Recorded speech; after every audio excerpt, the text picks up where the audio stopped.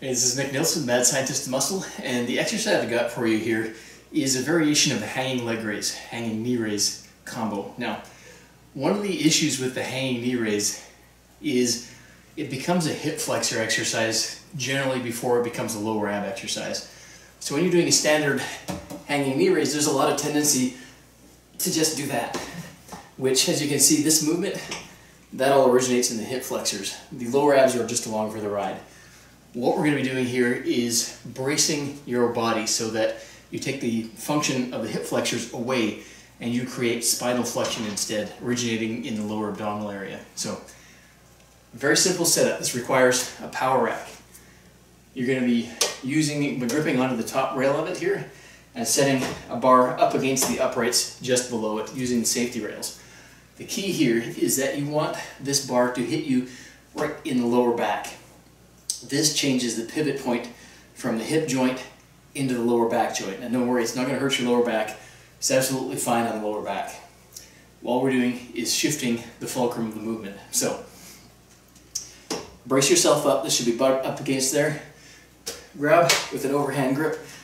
And then you're going to do a hanging knee raise. Now the trick here, you want to maintain the same angle in your hip joint. So once you get your knees in that position, hold them in that position. So you're taking hip flexion out of it, making it entirely a spinal flexion exercise, which is what brings the rectus abdominis in because of the angle of your body.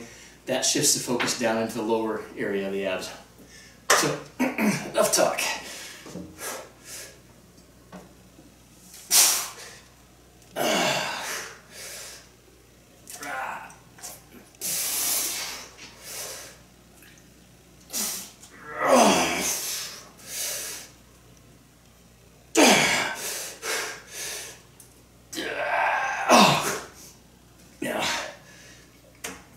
I have to apologize. First off, I've been working my abs with a few other exercises, so 2.5 reps is all you're going to get.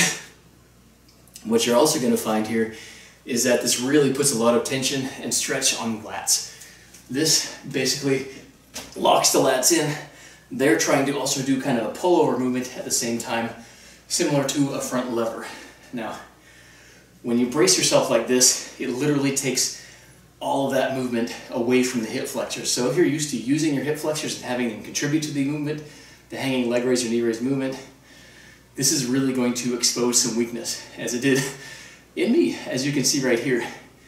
When you're doing this one, again, the key point, lock those hips into that position so you're getting no movement here. Your hip flexors are not contributing.